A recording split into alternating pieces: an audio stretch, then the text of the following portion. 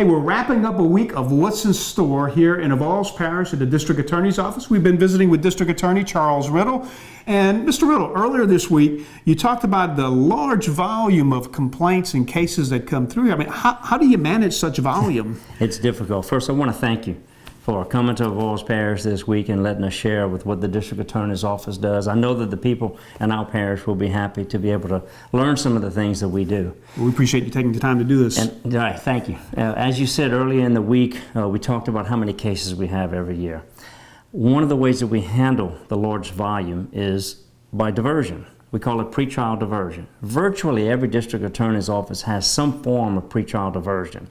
And basically what it is, you can take a simple traffic ticket all the way to some felonies, where perhaps the victim in a felony chooses not to prosecute that person. They really don't want to prosecute it, but they want them to pay for it. Okay, so what we can do, we can divert it from the court system, going through our office, basically put on what we call district attorney probation. And we don't really refer to it as probation, but we get them drug tested through local means. We get services such as anger management, anti-theft classes, a variety of different things that they can go through to avoid having to go through the court system, satisfy the victim, make them pay restitution, and still get the help they needed. And what's good about this is it prevents them from having a criminal record, especially when the victim is in agreement. It works for traffic tickets, it works for felonies, and in most cases it works for misdemeanors. That doesn't necessarily mean they get off scot-free, though, oh no, right? no. They have to pay money. They have to go to the classes. They have to stay out of trouble generally for a 2-year period.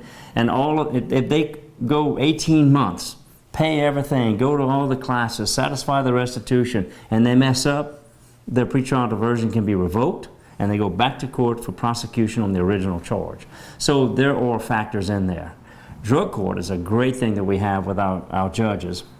And what we do with drug court is it's a method of getting people who are involved in crime that is drug related, whether it actually caused them to commit the crime or whether they were drug addicted and possession of a Xanax. That's actually a felony. Right.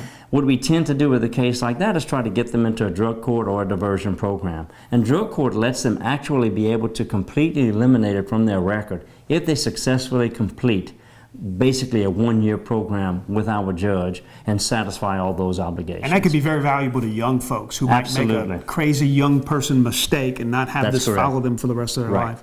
That's right. Okay. Well, we appreciate you spending this week with us. You've given us a great overview of things that go on here in Evalds Parish in the District Attorney's Office. I'm sure these things go on in most District Attorney's Office.